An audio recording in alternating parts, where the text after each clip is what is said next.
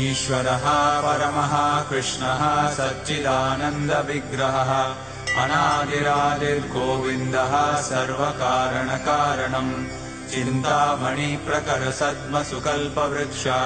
लक्षावृतेषु सुरवीरविपालयन्तम् लक्ष्मीसहस्रशतसम्भ्रमसेव्यमानम् गोविन्दमादिपुरुषम् तमहम् भजामि वेणुम् क्वणन्तमरविन्ददलायताक्षम् बर्हावतम् समसिताम्बुदसुन्दराङ्गम् कन्दर्पकोटिकमनीयविशेषशोभम् गोविन्दमादिपुरुषम् तमहम् भजामि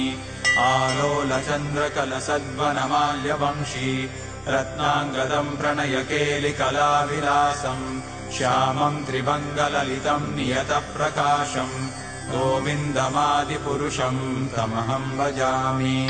अङ्गानि यस्य सकलेन्द्रियवृत्तिमन्ति पश्यन्ति पान्ति कलयन्ति चिरम् जगन्ति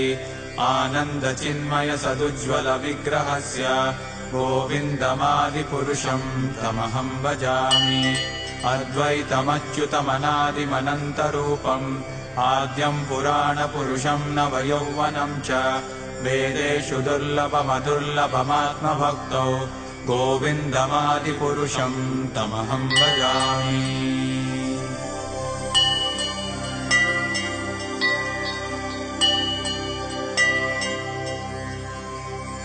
पन्तास्तु कोटिशतवत्सरसम्प्रगम्यो वायोरथापि मनसो मुनिपुङ्गवानाम् सोऽप्यस्ति यत्प्रपदसिम्न्यविचिन्त्य तत्त्वे गोविन्दमादिपुरुषम् तमहम् भजामि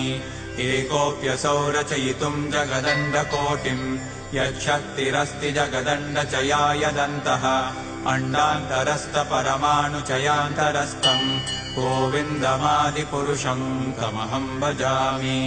यद्भावभावितधियो मनुजास्तथैव सम्प्राप्य रूपमहिमासनयानभूषाः सूक्तैर्यमेव निगमप्रतितैस्तुवन्ति गोविन्दमादिपुरुषम् तमहम् भजामि आनन्दचिन्मयरसप्रतिभाविताभिः ताभिर्य एव निजरूपतया कलाभिः गोलोक एव निवसत्यखिलात्मभूतो गोविन्दमादिपुरुषम् तमहम् भजामि प्रेमाञ्जनच्चुरितभक्तिविलोचनेन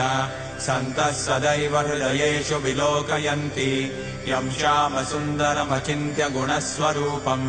गोविन्दमादिपुरुषम् तमहम् भजामि।